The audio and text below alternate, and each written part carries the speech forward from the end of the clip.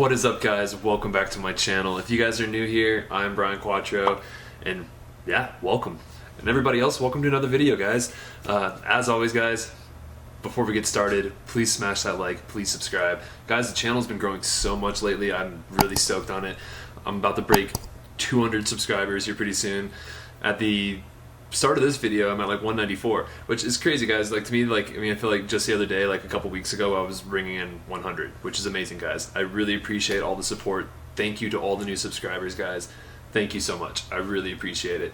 And honestly, let's just keep this growing. I really appreciate it, guys. So please smash that like, please subscribe, and please hit that little bell, for the notifications, guys. I know I said I was gonna go out. I said like earlier this week that I was gonna have some pretty big videos planned for this week, but honestly, I'm not feeling too well right now. Don't worry, it's nothing like that.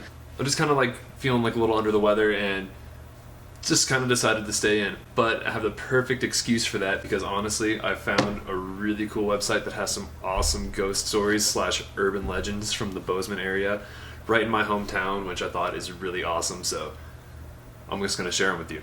They kind of spooked me out, so why not? Let's just go with it.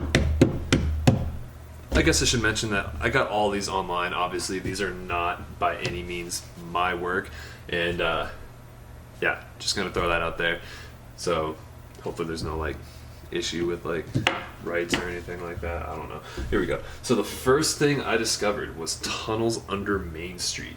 So, and I've kind of heard a little bit about this. I don't know, like growing up in Bozeman, like there's definitely tunnels under Montana State, and I'm not sure if like these supposed tunnels are for like the same purpose, but like I always understood and was always told that the tunnels under under MSU were for like the winter when it got like really rough, like it's like obviously winters used to be a lot more extreme, but yeah, when the winters were really rough, they would just kind of like move back and forth, like just kind of transfer things back and forth from one end of campus to the other.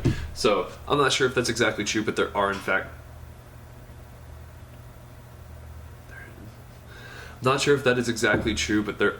fact tunnels under Montana State. I know people that have toured them, but the tunnels under Main Street, and this supposedly, I guess, is just an urban legend. People will argue whether or not the tunnels exist, but those who know for sure will tell you they know for sure.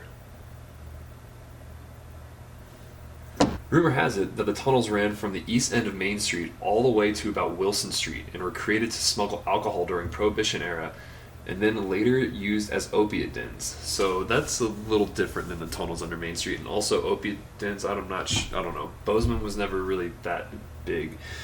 After talking with my friend Kathleen Johns, a psychic and paranormal investigator, she explained that this underground tunnel could be the key ingredient for the confluence of energy in the downtown Bozeman area that prospers paranormal sightings. Interesting. One of them being the Chambers Fisher Building. So, this one's located right next to the Ellen Theater on Main Street, has housed many different businesses over the years and possibly some ghostly residents. Employees of the business located there back in the 90s noted a misty cloud that would form close to the basement ceiling, then dissipate up into the ceiling. And that's not the only strange occurrence that occurred in the basement. Another story tells of an employee who confronted an elderly man in the storage basement, and then the elderly man simply disappeared. Yeah, that sounds about right. Sounds about what you would expect over there. So the Habit Restaurant. Now, see, this I hadn't even heard of until now. This is crazy. So, this is a personal story. I worked at the Habit Restaurant on campus for a little over 6 months. It's quiet, a cozy little sandwich and soup restaurant located in the same building complex as the Quads at Cleveland and 7th Street. That's probably why I hadn't heard of it. Rumor has it that the restaurant used to be the living quarters, just like the rest of the Quads, but due to some occurrence in one of the bedrooms, it was no longer assigned to students. Instead, the first floor was turned into a restaurant and the upstairs was turned into storage. My days were typically making food and serving food, nothing too exciting. But once in a while, the other employees would begin to talk about the rumored history of the building. Everyone's stories varied on the details, but one thing always remained constant. The story goes that a decade or so ago, the death of a girl occurred in the upstairs bedroom. The various stories can't agree if it was a murder, suicide, or accident that caused the girl's death. My coworkers said that at night you could hear noises as if someone was moving around upstairs, sometimes like a body hitting the floor, sometimes footsteps. I've only been in the building past sunset once, and it was a bit uneasy feeling. I bet. The haunting of the MSU Strand Union building, the sub. As with most colleges and universities across the country, MSU has a few ghost stories to be told. The most haunted of places was the Strand Union Theater. It was located where the Procrastinator is today, which is just like a movie theater for all the students. Really cheap movies, actually really cool. The school put on several productions a year at this theater. As described in the book Haunted Montana by Karen Stevens, the author visited with several students and faculty of MSU at the theater to find out how haunted it really was. And we're back. The history of the haunting revolves around an accident, a possible suicide, and a for sure suicide. Lovely wording. The most chilling tale of the theater involves the University of Theater Arts director in the 1970s. Professor Joseph C. Fitch was the director for over 20 years. A series of events led to Fitch committing suicide in his theater office with a prop gun. Later, another theater employee's toddler mysteriously drew an outline resembling the professor's body on the very same office floor at that theater. That's a story I haven't heard before, so that's pretty crazy. And I know there's definitely more stories to that. That's kind of just like one particular instance. I've heard a bunch of stories that have come out of the sub. So that was a cool one though. I haven't heard that one. Bear Canyon Road. Now, this is just touching up on the topic. It's like a tiny little paragraph, and that's how I know this is just touching up on it. I've wanted to go to Bear Canyon and do like an investigation for a while. Bear Canyon is where I actually went and did some ski videos, some snowboarding videos, like at the beginning of lockdown. But yeah, there's all sorts of crazy energy going on up there, and this is just barely scratching the surface. But Bear Canyon Road says if you go hiking near Bear Canyon Road, you may have more to worry about than ferocious bears in the woods. I'd rather encounter a ghost than a bear, honestly. I've heard stories from people who have seen the appearance of a woman who attempts to lure female victims off the trail and into the woods. Whether this woman is a ghost or not is a mystery. That is actually probably the most commonly reported thing that comes out of Bear Canyon as far as any type of paranormal activity, and that's crazy. So, but there is a lot of other stuff, and I'm going to pull up another article here in a second. I'm just going to go into it. This one's really cool, though. I like this one. The Sacajawea Hotel. This eerie occurrence could either scare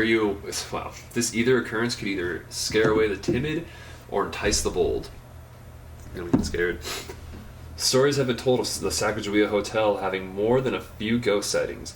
One, as Kathleen Johns described as an active, intelligent haunting, is one of the original builders of the hotel. Okay, John Q. Adams.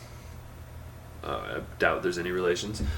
His spirit has been spotted wandering the halls and rooms of the hotel by several customers, as well as Kathleen. The second haunting is what Kathleen refers to as a residual haunting. This residual haunting is of a maid who continually disappears and reappears in and out of the wall where a linen closet once was. Cool. This is from the Bozeman Paranormal Society, so yeah, this is their personal account. So, this is going to be interesting. So, Bear Canyon. Yes. We always have experiences at Bear Canyon. The first couple times we went there, one member of our group had a phantom phone call, and since there isn't any service in Bear Canyon, it was strange.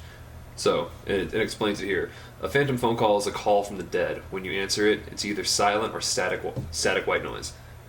When we got back to town, this group member told me one of his friends got a phone call from him, and all he heard was static. Ooh, chilling. We also had a strange little girl call our names and smelled cigarette smoke, although no one with us was a smoker. Yeah, dude, I'm liking these. Dude, I really want to go check this place out. There have also been sightings of a little girl who seems to lead women to nowhere, getting them lost.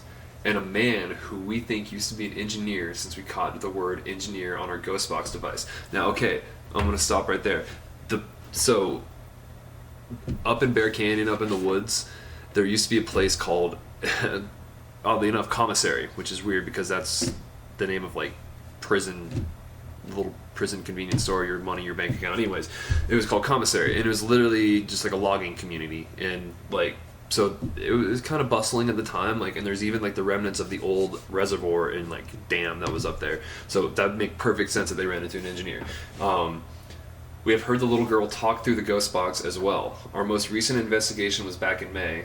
when we saw a strange mist that seemed to be leading us somewhere. There have also been sightings of Bigfoot in Bear Canyon. That's pretty cool. So yeah, there's a few more places, honestly, but I think I'm going to touch more up on that another time because I don't want to make this video too long, guys. So yeah, guys, I really hope you guys like this video. Once again, I'm sorry for not going out. I just really wasn't feeling too well, and honestly, this seemed like the perfect idea to just kind of sit and chill and still be able to get a video out to you guys. And again, I'm sorry this one is so late. I know this is coming out over the weekend when I usually post Wednesday, Thursday, Friday, so I do apologize for that, guys, but I will be getting back on the schedule soon enough.